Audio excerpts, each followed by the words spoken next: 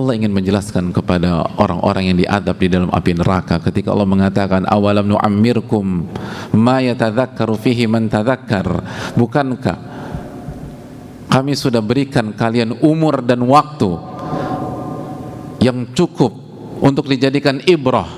yang dijadikan bahan pengingat bagi orang yang mau mengingat Allah tabaraka wa ta'ala, orang yang mau kembali kepada Allah subhanahu wa ta'ala, orang yang mau sujud kepada Allah subhanahu wa ta'ala. Ulama mengatakan kita bukan dikasih waktu kosong hadirin, tapi kita dikasih waktu dengan segala dinamikanya, dengan segala pasang surutnya, dengan segala ceritanya, dengan segala gelak tawa dan air matanya. Dan itu sudah cukup bagi kita kalau kita ingin kembali kepada Allah tabaraka wa ta'ala. Bukankah ketika kita diberikan waktu 30 tahun, 40 tahun, 50 tahun,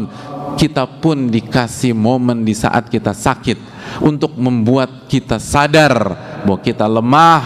bahwa kita tidak berdaya, dan waktu kita tepat untuk kembali kepada Allah subhanahu wa ta'ala. Betul pada saat sakit kita sujud kepada Allah, betul pada saat saturasi 80 atau 70 kita menangis di hadapan Allah, tapi setelah itu kita lupa, setelah itu kita kembali ke dunia kita,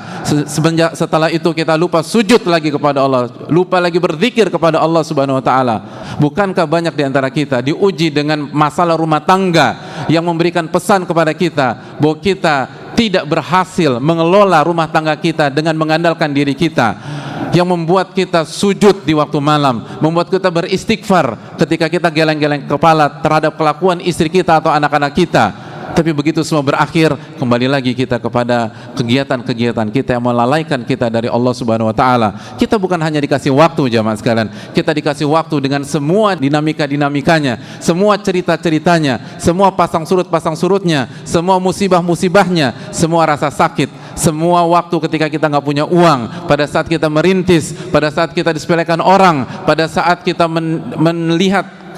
dengan nyata betapa bodohnya diri kita, betapa kita melakukan blunder dalam 1-2 kasus kehidupan, dan itu membuat fatal karena Allah tidak tolong kita, karena kita lupa dengan Allah, kita lupa isti'anah billah, kita lupa meminta pertolongan kepada Allah subhanahu wa ta'ala. Lalu tunjukkan betapa pentingnya meminta kepada Allah, betapa pentingnya sujud kepada Allah, betapa pentingnya meminta ampun kepada Allah subhanahu wa ta'ala. Tapi setelah itu semua lupa.